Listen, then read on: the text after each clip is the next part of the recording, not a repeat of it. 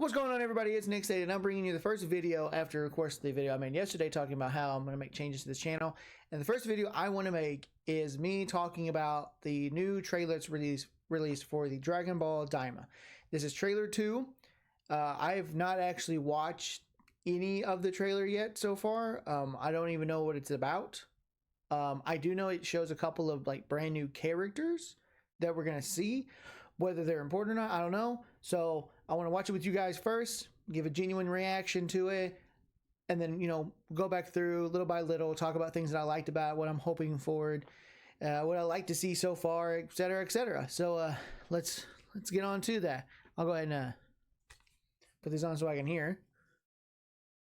And all right, let's get her going.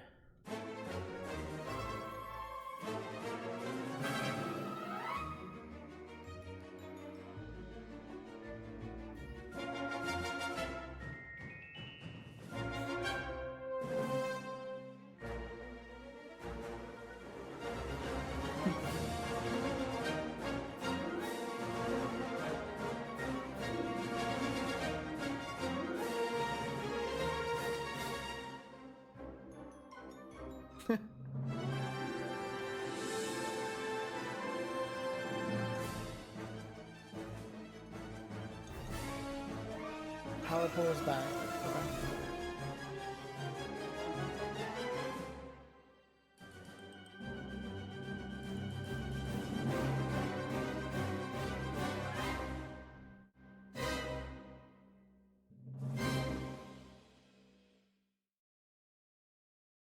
Okay. So I like what I'm seeing.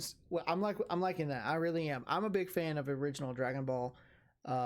So this was happy for when I found out they were doing this. I was excited because, like I said, I'm a big fan of the original Dragon Ball with Kid Goku using the staff, and it's so nice to actually see Goku using the staff once again. It's so great to see that Dragon Ball's going back to, instead of doing over-the-top power-ups, over-the-top transformation, over-the-top just screaming, which has become a meme for Dragon Ball across the whole. It's taking it back to its roots. And yes, this is a 40-year anniversary special thing for Toriyama. That's why he wants to do it. That's why he is doing it. But this is really great for classic Dragon Ball fans. Those of us that really love the original part of the story where the adventure was the most aspect, and when they did martial arts, you could actually see them focusing and trying to do martial arts instead of just, let me just scream hard, reach a new level, and transform with the new longer hair or different color hair. And while I don't have anything against the transformations, I think that's why classic Dragon Ball, in my opinion, is so much better than Z, Super, GT across the board, because it stopped trying to be this tradition, not even traditional, but this so beat for beat, shot for shot, stereotypical type of shonen, and it really leaned into the fact, look, this was an action adventure anime when it started. It's an action adventure story. Let's lean into the action and the adventure. I mean, if you watch original Dragon Ball, you see you see Goku's story as he just goes on these adventures with Bulma. That's the first arc. The first arc is literally Toriyama's rendition of Journey to the West, right? And it's so full of adventures, it's so full of wackiness, it's so full of just all the stuff that Toriyama likes. And then when you start moving past it into the 21st tournament, the 22nd tournament, 23rd tournament, yes, you're getting to see that martial arts. And it was so amazing, honestly, because that's why you hear a lot of big Dragon Ball YouTubers always talk about the fights in classic Dragon Ball are some of the best, period, because they didn't have just, let me just power up and go punch. Let me just power up, kick. They had to rely on their different techniques and their different skills and how are they going to work around the different fights. And the villains in each of those arcs were very entertaining and very unique in their own way. I mean, you had the Red Ribbon Army arc, had different types of people across the board. Anytime Goku fought with Colonel Silver, Colonel Blue, Mercenary Tao Pai Pai, they were all different in some way. And Goku had to learn and adapt and figure out how to beat these guys without just simply overpowering them. Yes, with Tao, he did technically just overpower him, but he had to go up and he had to learn, he had to train, he had to learn how to read his opponent's reactions, read how to see how the opponent's going to react to something he would do, etc., etc. And it was a learning process for him. And through that, he got physically stronger to where he could take on Tao Pai Pai. And you see that, and with the tournaments, you got to see Goku and everyone else on full display on how skillful they are with their martial arts, how they would use their martial arts, the different techniques that they've learned from these martial arts. And it's so glad that Daima is going to bring that back. It's fantastic that Daima is bringing that back. It genuinely is so good to see the power pole back. Goku using the power pole in his fights again. This is a guy that used it for so many years through his travels. And the fact that he stopped using it as an adult was so weird to me, because it's like, this is an extension of you. You used it so effortlessly and so fluidly with your fights before. Why'd you just stop? And it's honestly, I thought that was so dumb that he stopped using the power pole overall, but it's great to see the power pole come back and him using it with his fights. So I'm going to scroll back through this. Now, with all that being said, I'm going to scroll back through it and just kind of look at some things here and there and then give my final opinion on all of this and whatnot. Okay, I don't even need to play it again per se. But you know what? I will. I'll play it.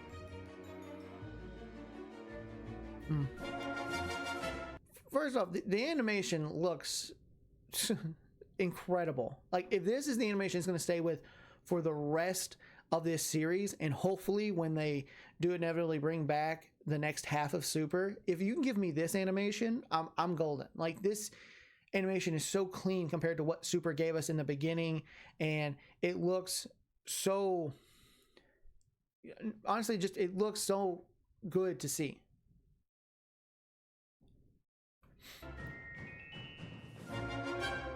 This is something I like, and even though these aren't anything crazy, I like just this fact. You just see these just random different types of guys, different designs, kind of demonic but kind of just monstrous at the same time. I dig that. This big old guy right here, I mean, kind of looks like what was it,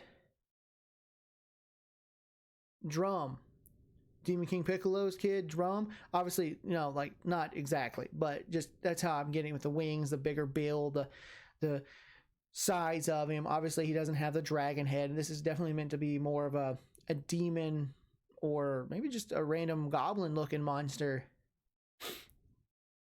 This whole scene right here, I thought this guy, you can see a lot of just Toriyama having fun with his character creations, because this also feels a little bit like Dragon Quest in some of its designs, which, if you don't know, Toriyama did a lot of the designs for a lot of the Dragon Quest, maybe all of the Dragon Quests, but for a lot of them, he did do the actual artwork for the Dragon Quest stuff. So you can see a lot of these, you know, connections between the two.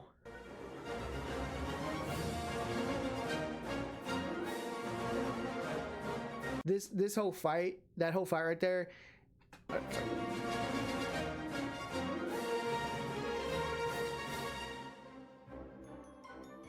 that whole little fight scene that we got to see of Goku not just fighting to protect his food, because that's very much of old school Kid Goku's fighting, but also using everything around him to fight. That was so refreshing to see, because we hardly get to see that anymore.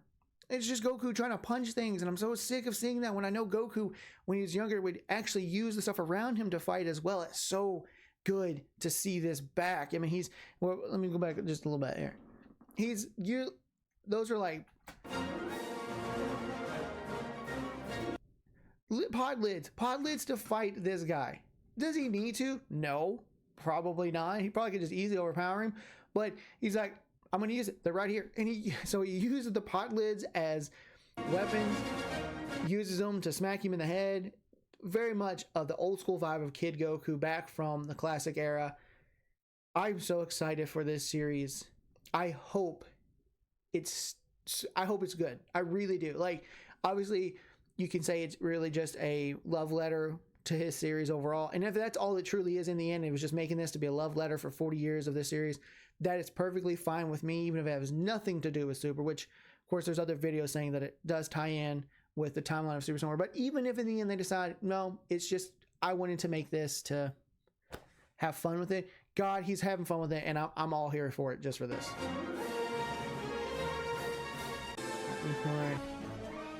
Right here.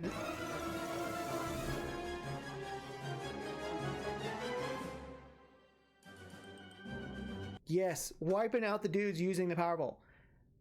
When I tell you, if you've never watched classic Dragon Ball, you don't really know Goku. And I mean that. If you've never watched classic Dragon Ball at all, and if your decision and your reasons for it is there's no Super Saiyans, there's no big beam struggles, there's no big explosions, you know, wham wham boo hoo.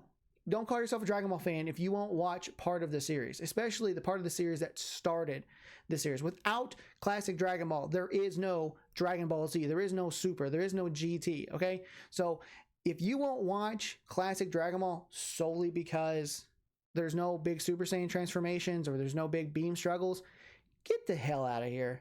Like, this is the reason Dragon Ball is what it is. And this is what I mean, like, so many of you don't know what Dragon Ball is. This is Dragon Ball. A action adventure story with Goku going on an adventure. That's what it is, right? And you can see that Z seemed like it was setting up to be a next generation thing, and that's perfectly fine too. But this is what Dragon Ball is. This wild, crazy adventure, and this is why they went back to it with Daima. It's just to bring back that classic adventure style of Goku, and Goku truly having fun as a kid, because Kid Goku was not just a menace, but the man had fun doing anything. They told him you have to go train. Roshi was like, for the next tournament, you need to go train in the wild, do your own thing. He was all for it. He's like, all right, let's go. And that is the Goku that y'all are missing if you've never seen classic Dragon Ball. I'm glad to see this back again. I'm glad to see the power pole back again. I'm glad to see him fighting the way he used to fight again. This is so promising for me. If it's not for you, I get it, whatever. It's your personal decision, but this has me hyped. Just to watch it. Has the trailer really showed anything crazy hype in terms of like story or big villain? No. And I don't think that's what this trailer was even for. I think it was just to show some, more animation of Goku and Goku doing things. But it has me hyped just to watch it in general. I'm going to watch it and then I'll judge it after I've watched it. If it was truly good or not, or if it's bad, or et cetera, et cetera. But I'm not going to judge the series as a whole until I fully watch it. But I am enjoying these trailers, and it's making me very excited to watch it moving forward.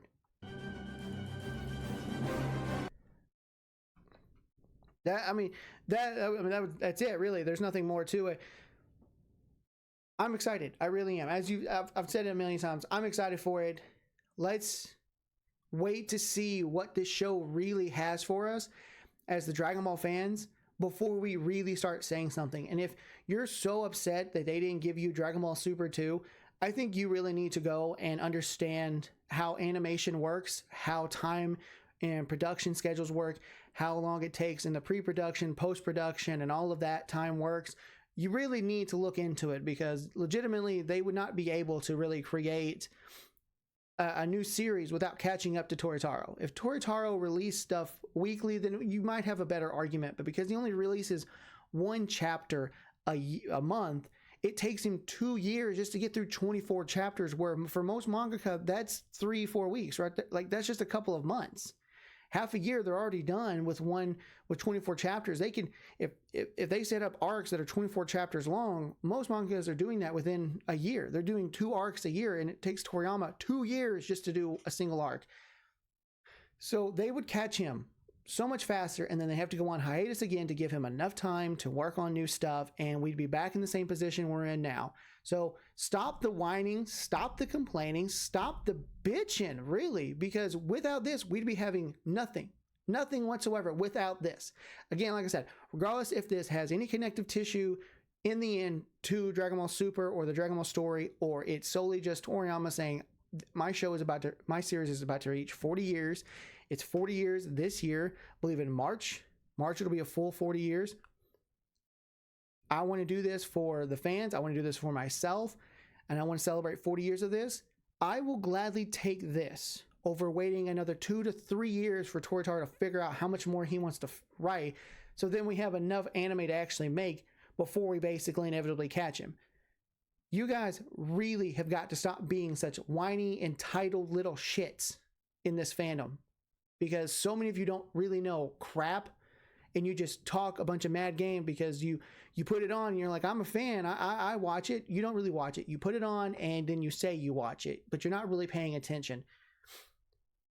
We truly could be having nothing right now Dragon Ball related. It could be a dead, empty, barren wasteland of the manga that comes out every month. And hell, we just spent the last year and a half retelling a movie we just watched. Do y'all want to see that animated again? No, I don't think any of us want to see that again. I think the movie's perfectly fine. We should have never animated the first two movies when Super started, but this is nothing like that. It's got great animation. It's probably got a fun and engaging story. We're going to have a wild, wacky time. It's bringing us back to classic Dragon Ball. This is what Toriyama started with back in 1984 with Dragon Ball. Because, the anime did not release until 86. The manga started in 84. This is what Toriyama started with. This is what Toriyama's going back to with this special anniversary series. I don't care if it's 12 episodes, 24 episodes. I don't care if this thing runs until they finally decide, yeah, hey, Super's coming back, and this series will end when Super starts up. I don't even care if that's how long they run it. I'm along for the ride for this because it is Dragon Ball content. Toriyama is involved with it. Toriyama actively wants to puts real love and attention into this. This is what we as a fandom should be happy to see. Instead, we have so many of you bitching and moaning that it's not Super 2.0. It's not Super. We don't want where's Super. We could get this or we could get nothing. And this hardly has given us any information. All we know is that Toriyama's involved and he's given us basically an anniversary special series to celebrate 40 years. That's all we know. And you guys are just being disrespectful and hateful for no reason. God. All of you real fans out there that are looking forward to this, or at least those of us in the fandom that are just like, I'm not going to judge it until I fully see it. I applaud you and I respect you for that, because at least you're going to give the series a chance to come out, let you watch the whole thing, and then make your judgment. I respect you for that. But every one of you that came out and cried on social media when this aired at the Comic-Con a couple months ago, those of you that have been throwing a fit and yelling, where's Super, boo this, Dragon Ball GT, Coco Melon, Dragon Ball. First off, if you're calling this series Coco Melon Dragon Ball, go ahead and just turn in your fan card, because honestly, that's the worst fucking thing you can say. This has nothing to do with Coco Melon or any of that dumb shit. Secondly, for those calling it GT 2.0, there's nothing in common with this besides them being turned into kids. That's it. GT's was just a bullshit fluke of an excuse to turn him into a kid again. This one, and it was Toei's like, oh, we got to bring back the classic love for Dragon Ball, and that's why we're turning him into kid. This, even though that was supposed to take place after Z, so it's supposed to continue his story from Z, and they said make him a kid again. That's so stupid. That was so narratively stupid to do that. Whereas this is Toriyama going, this is a love letter. This is celebrating 40 years. I remember starting with Goku as a kid. I want to write a story where, Goku gets turned into a kid from a demon, so I can bring that adventure, bring back that feel, and bring back how Kid Goku was back when he was a kid, and all of that people loved about him when he was a kid. This is all it is. Like, narratively, it makes much more sense for Goku to be turned into a kid from this, from at least what we know, And from what we know is just that demon wants to get rid of Goku and the people, knows he can't fight them at their full strength, so he turns them to kids to make dealing with them easier. Makes perfect sense to me. And you're getting exactly what Toriyama is, that bringing back that vibe and that adventure feel again. So this looks extremely promising, that it could be just a very fun, very enjoyable ride that we as the Dragon Ball community should be looking forward to, and hopefully praising it, at least going like, this is great content. Thank you, Toriyama, for giving this. Thank you for putting the effort into doing this. And I hope the animation of the Daima series carries over into Dragon Ball Super, because just from this trailer and the first trailer, the animation is far and above anything Super put out. Far and above that. Consistently making one or two good episodes every once in a while is not enough to say, look, we make a really good looking show. No, 1 to 2 episodes after 10 really bad ones or mediocre ones is not not something to praise about. Having consistently episodes that are, in terms of quality animation, 7s across the board is way better than having a bunch of 5s consistently and then 1 10, then back to 5s, then a 10, then a back to 5. You know, I'd rather have much more consistency from that standpoint. I'm super excited. For those of you that are excited for this as well, hell yeah.